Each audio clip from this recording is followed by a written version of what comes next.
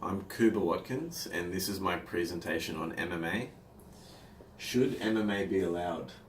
Ethical questions for the world's fastest growing sport. MMA, barbaric entertainment or honorable competition? What is MMA? It's the fastest growing sport in the world currently. It's quite new. It was first televised in the West in the 90s in the USA. It was deemed quite barbaric, so it wasn't too popular. It wasn't until the late 90s, early 2000s in Japan where it started becoming quite popular with the Japanese people. The Japanese embodied the martial arts way of viewing the sport.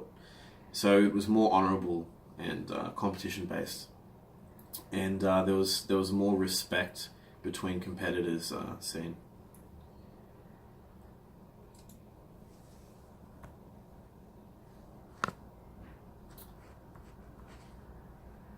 So for this presentation, I'm going to pose some questions concerning MMA, theories relating to these questions, an analysis of these, some examples, and then I'll give my own stance on what I think.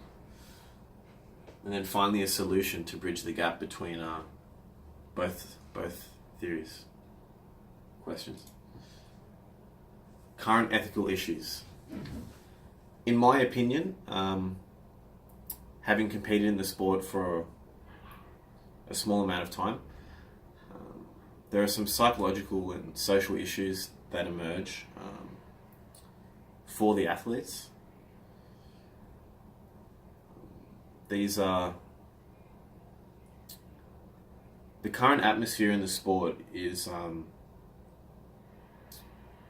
based off personality. So drama sells tickets. To earn money, you need to be the biggest draw. You need to bring in the most crowd. You need to make the most noise, basically. This can be quite concerning. It may cause the athlete to develop certain psychopathic traits, which is true for most competitive sports, but it seems to be more prominent in MMA. There are issues relating to character development. So, in my opinion, there are two ways to go about developing your character or behaving in regards to MMA competition. You could take the approach of an honourable, ethical, virtuous martial artist,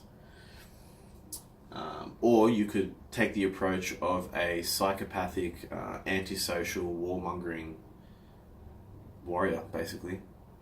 Win at all costs, disregard all ethics, and strive for victory.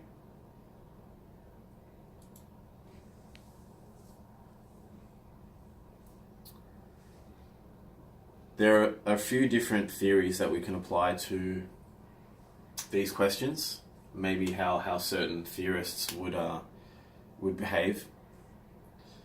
So I believe a utilitarianism, they would see, because this is entertainment for the crowd, we're providing a lot of people with happiness, regardless of what we have to do to achieve that performance or what damage we cause other people in the process. In the end, we're causing a greater net happiness for society. On the other hand, it could be deemed as disturbing, or it could promote sort of antisocial behavior, and this could, in the long term, give a negative impact on society. Not to mention there is a great cost of medical bills due to surgeries and all this sort of thing. So there could be a little bit of strain there on the family and the athlete.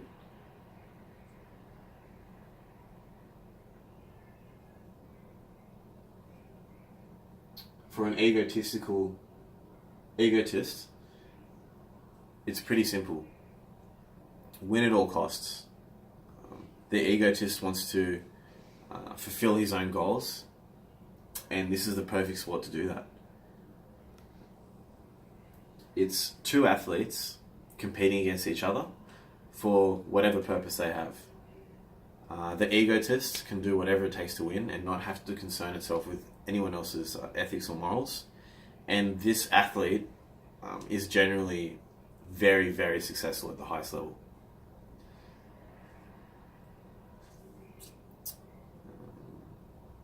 A non-consequentialist, so Kantianism, rule consequentialism, promoters. So one of the rules is do not use people as a means to an end. As a promoter, that's all we're used for. That's all fighters are. We're means to an end. We're pawns to get tickets, to get money for the promoter. But on the other hand, on the athlete's point of view, if they were a rule non-consequentialist, Kantism, for example, they would have a very successful career because they wouldn't cheat or do anything unethical like that. For society, it would actually probably be better.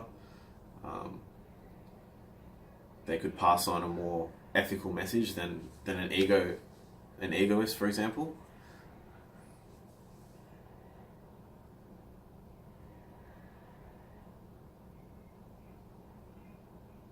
And then duty.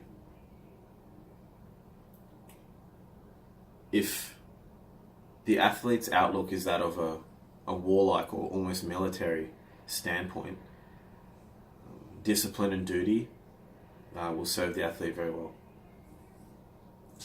The most important and applicable theory to MMA, in my opinion, is the virtuous theories. In MMA, every day you're exposed to failure, constant failure on the mat when you're training. So all your weaknesses and character flaws are exposed. So this promotes exponential growth of character.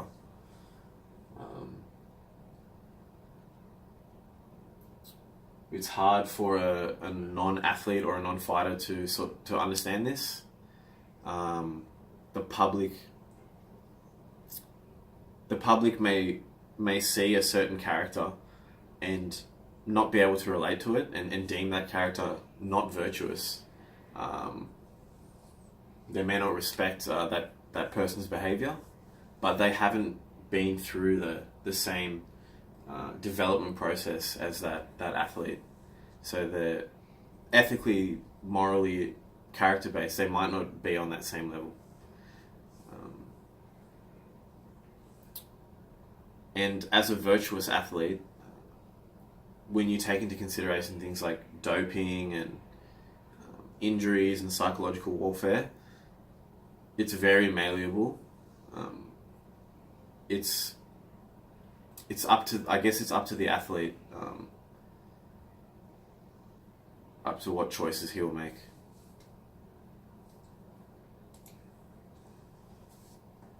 Kantism. One of the most important rules is do not cause injury to other people or harm.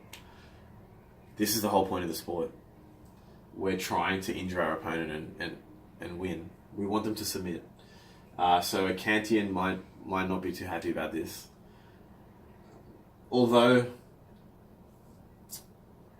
they wouldn't cheat or lie, which is pretty good.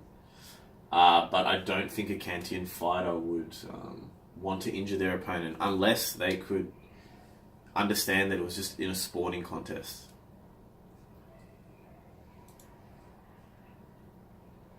Virtue ethics. MMA. It's a microcosm of virtuous character development traits. Fighters are constantly pushing each other day in and day out, and the more danger they're exposed to, the more fear, the more potential for growth there is. At the highest level, there is a high proportion of dangerous, aggressive personalities. On the other hand, these, because of the way the sport's promoted, antisocial and dramatic behavior is encouraged. So the athletes might seem unvirtuous or unethical, but this is just the way that the promotion aspect of the sport has taken. I think that's an issue that needs to be looked at. That's one of the biggest issues. A good thing about this sport is that the athletes are exposed in real time. Their character traits are brought to the surface in front of thousands of people. So there's no hiding. There's no hiding. And then you have Confucius. Balance is very important. But you will not find balance at the highest level. They're almost completely psychopathic, these athletes.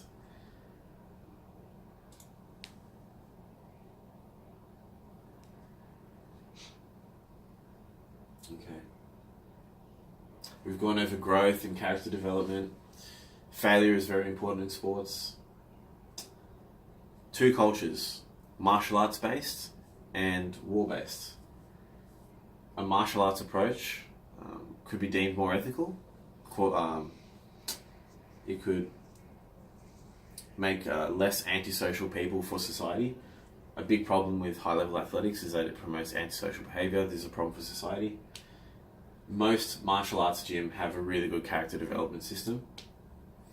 Unfortunately, there are many gyms that promote antisocial behaviour, very ruthless and aggressive. This can be a problem. Lots of psychological, psychosocial issues can arise here. And then consequentialists. Who cares, right? Let's just do whatever we take to win, make everyone happy, and make some money. Psychopathic individuals might actually be the best for this purpose. The promoters seem to think this way. That's how the sport's promoted currently. And the psychopathic fighters are currently making the most money. For example, Conor McGregor. He's the highest earner in MMA. Currently, his publicity stunts have caused injury to other fighters. He's taken it so far that he's injured other fighters. You can see him here. He's throwing a wheel dolly at a bus. It shattered the glass and cut a few fighters on that bus. They were removed from the card. They could no longer fight. That is the result of current promotion and what it takes to earn money. On the other hand, positive, we have a fighter, Matt Brown, who was a heroin addict. This sport brought him out of that addiction. He died, by the way, in hospital due to an overdose, and now he is a top 10 fighter and a great inspiration. Community. Social connection. How important is that?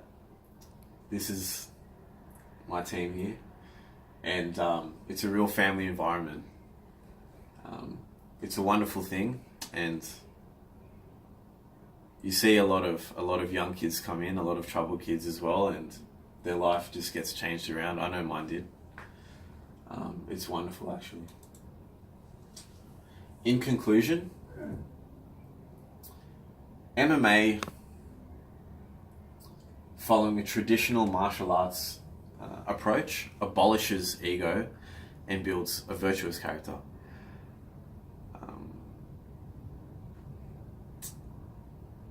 Social connection is there for the athlete, which is great, to abolish antisocial behaviour. Although egotists currently are thriving in this sport, and that's an issue we really need to figure out. Humans are innately drawn to drama and emotion. Is that a consciousness issue? I don't know. What are the solutions? The main thing to do is to promote a safe family, social training atmosphere. Have a high-ranking sort of a leader to promote safe training practices. Punishment for antisocial behaviour. More medical screening. There's a whole entire issue on brain trauma. We won't be going into that. Psychological, professional help, encouragement for athletes. Education on the sport. And there needs to be a change in the current way the sport's promoted, because it's not good for society currently. Also, there needs to be a future career avenue for retired fighters. And here you see a few images of me in my sport. That was before my second fight there.